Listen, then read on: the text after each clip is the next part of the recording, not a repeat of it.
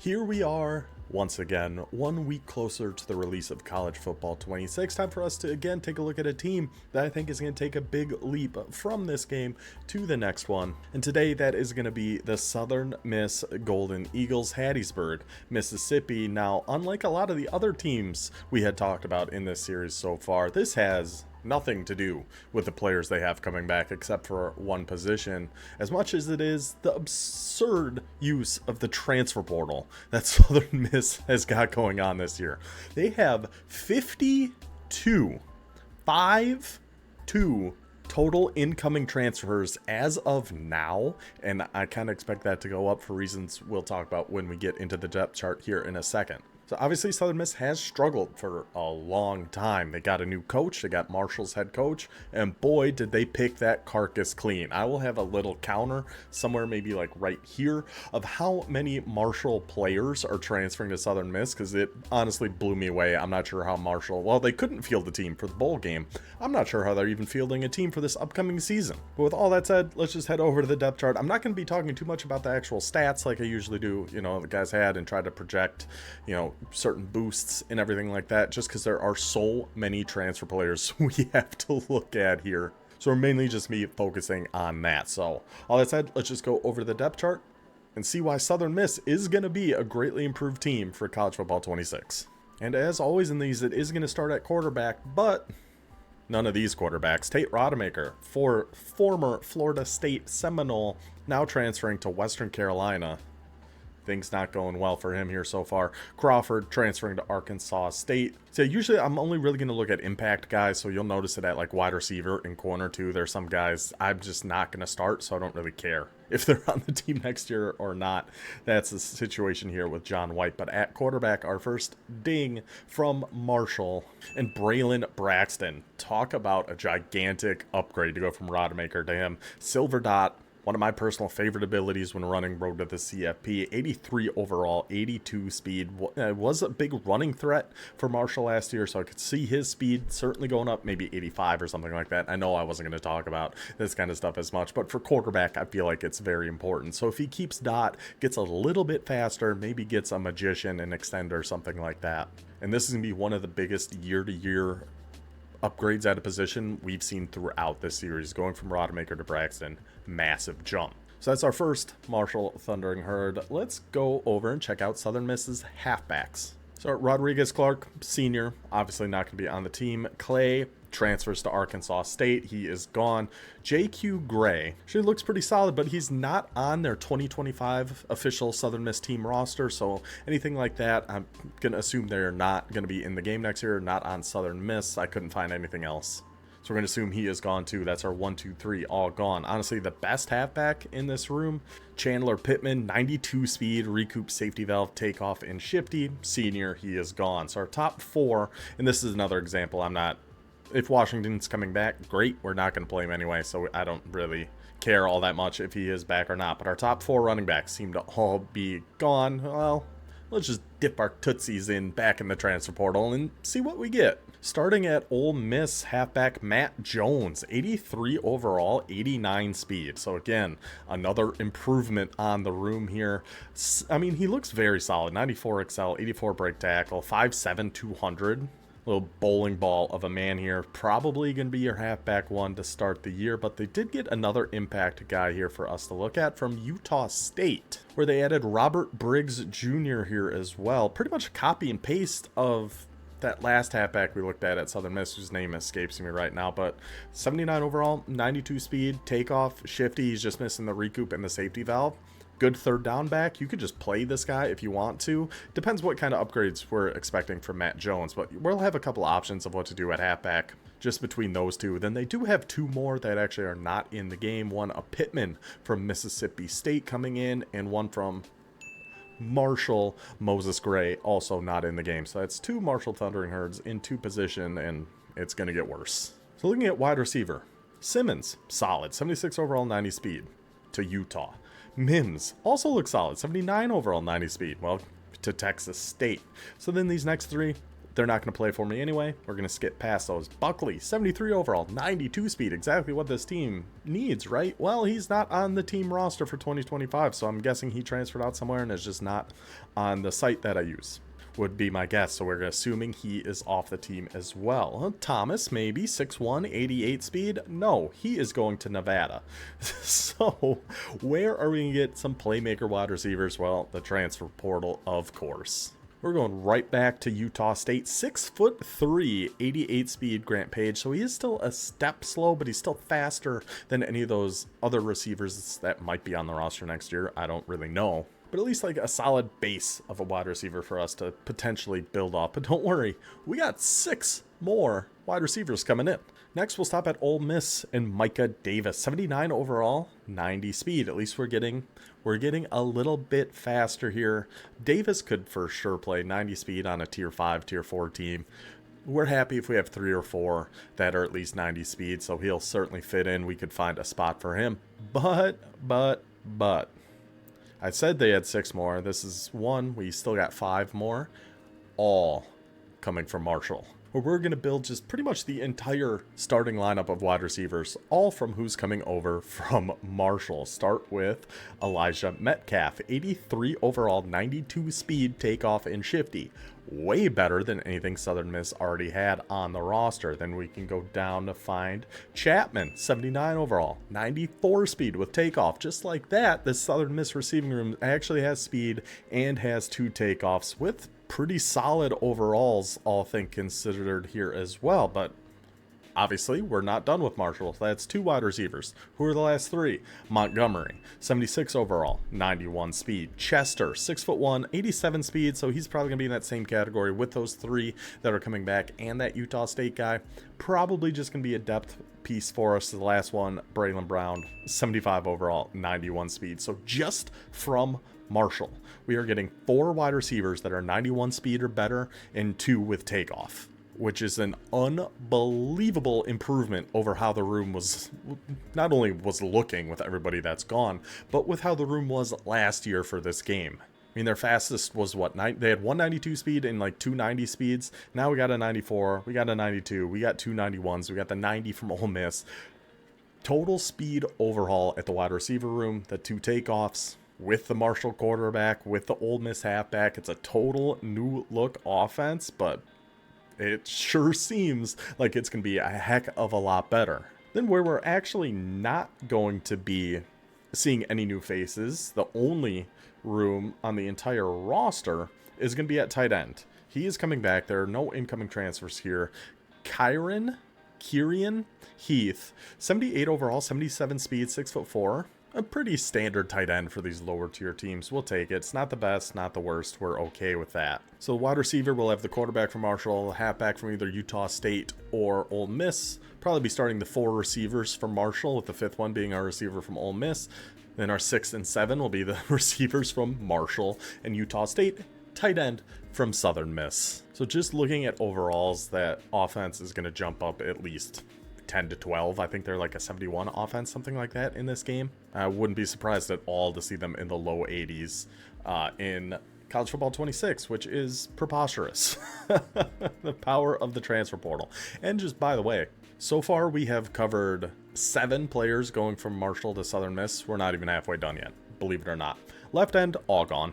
Booth, senior. Johnson, senior. Eric Thomas Jr., senior. At right end, we got 1 coming back here. Lewis, 74 overall, speed rusher. Isn't too bad. His acceleration's not near high. I don't remember what the threshold is to get quick jump, but we're not expecting that him here. But yeah, Lewis is the only defensive end really coming back on this team. So we go back to the transfer portal, and hold on to your hats, everybody. We're going back to Marshall.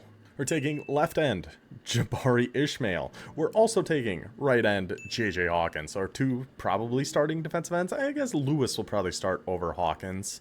For Southern Miss, both coming from the Marshall Thundering Herd. There is 1 more right end from Arizona State. He's only 78 overall, but I don't think we really need to show him. I only really showed these guys because they are from Marshall. So we're up to 9 Thundering Herd players so far. And heck, while we're here, let's take a quick look at the defensive tackle that's going to Southern Miss from Marshall. Isaiah Gibson Sr., a grip breaker. which on these lower tier teams, if we can just get one ability somewhere on the defensive line, because those can be pretty hard to come by. Now also at D tackle, we are going to have transfers from Mississippi State, who's not in the game, Mason Clinton, and 2 from West Virginia, 67 overall, who's listed as a left end, but is listed as a D tackle on the portal site, E. Kinsler, and a Z. Keith, also from West Virginia, who is not in the game, which we need because Southern Miss only had 1 D tackle even potentially coming back. Everyone else was a senior, but again, shouldn't be a surprise to you. Senior. We are losing this grip breaker, but we are getting the one from Marshall. Good trade. And then Cooley, the junior, transferring to Tulane. So at least we're swapping out one grip breaker for another. The defensive ends aren't going to be very good, but what's really not going to be good is their linebackers. Now, we'll say linebackers to me are the least important. If you have a stud linebacker, that's great. Otherwise, I'm not really playing linebackers most of the time. They did have a pretty studly linebacker here with Dante Kelly, but you will notice I say did because he is transferring to Mississippi Valley State of all places. So he will not be on the team anymore. Middle linebackers, senior, junior, not on the team roster page. I'm assuming all gone. Right outside linebacker.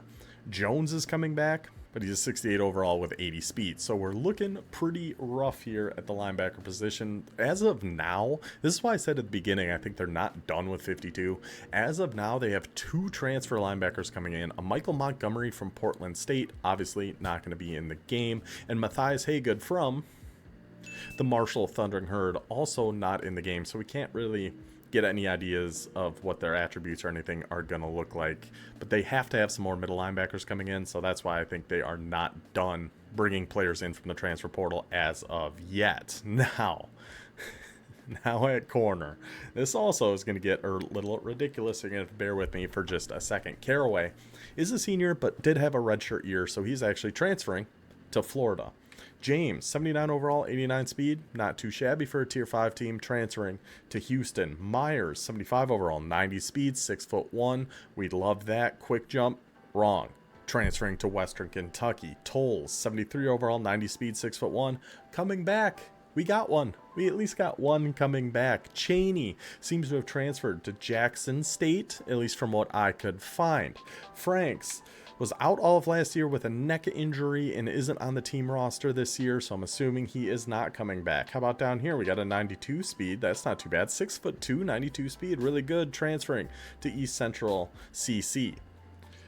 That's what I could find on Google. I am rocking with it. So our only real playable corner coming back is Tolles.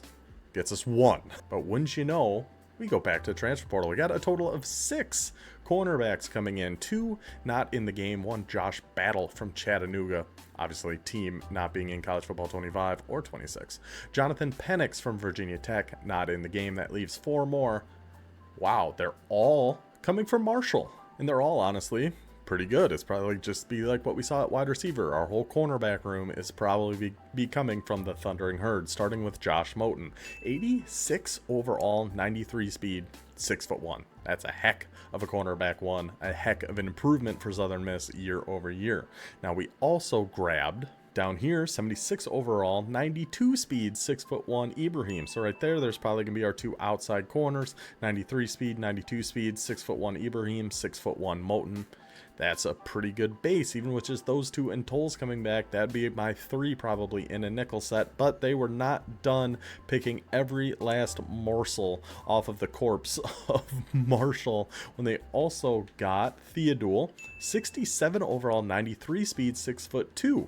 So that's 3 corners coming in, all 92 or 93 speed, and we got 1 more down here, Myrick, only 66 overall, 88 speed.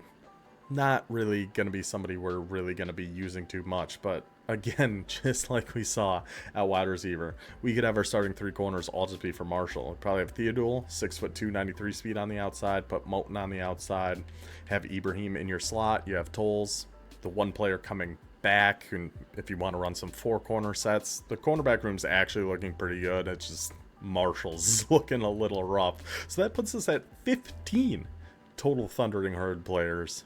That free safety, McNeil, senior, is going to be gone next year. Sabatini, the sophomore, 70 overall, 84 speed.